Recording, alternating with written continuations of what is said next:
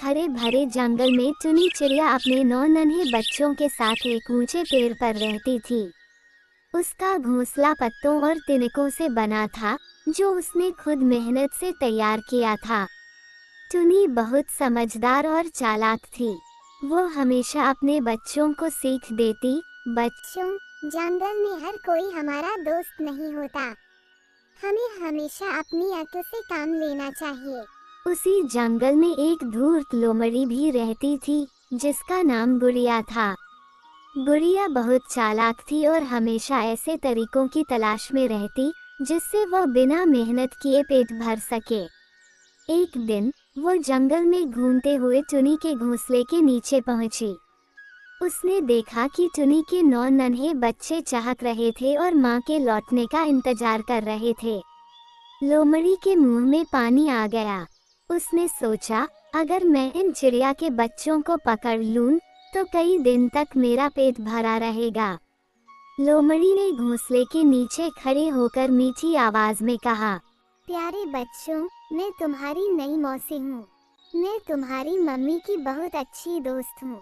उसने मुझे कहा है कि जब तक वो वापस आए, मैं तुम सबका ख्याल रखूं। नन्हे चिड़िया के बच्चे थोड़े घबरा गए। उनमें से एक ने हिम्मत करके कहा, लेकिन माँ ने कभी तुम्हारा जिक्र नहीं किया। हमें विश्वास नहीं होता। अरे बच्चे, माँ ने बताया नहीं।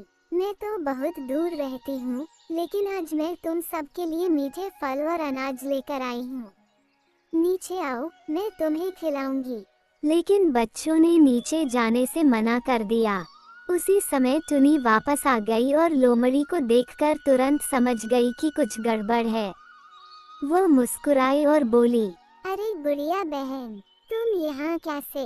अरे टुनी बहन, मैं तो बस तुम्हारे बच्चों का हालचाल लेने आई थी।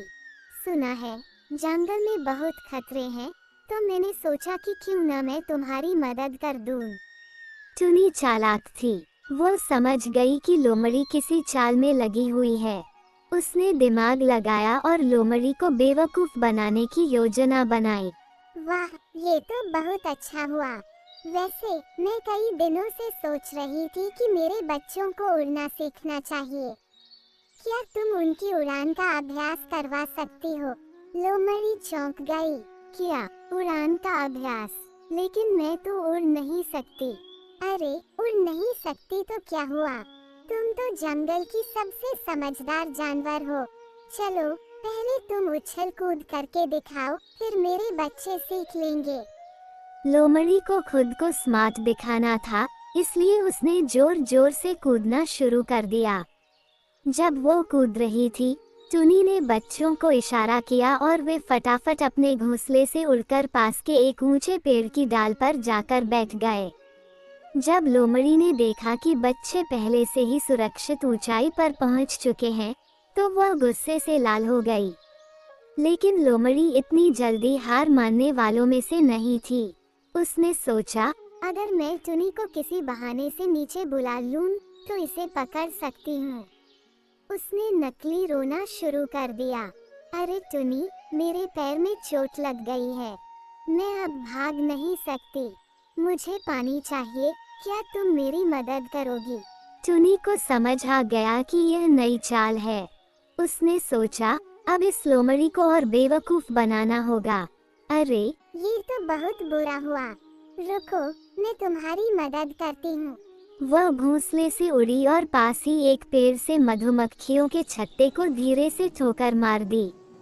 छत्ता टूट गया और ढेर सारी मधुमक्खियां गुस्से में बाहर आ गईं। भन भन भन, मधुमक्खियों ने लोमड़ी को देख लिया और उसे अपना दुश्मन समझकर डंक मारना शुरू कर दिया। लोमड़ी चिल्लाती हुई जंगल में भाग गई और फिर कभी टुनी और उसके बच्चों के पास लौटकर नहीं आई।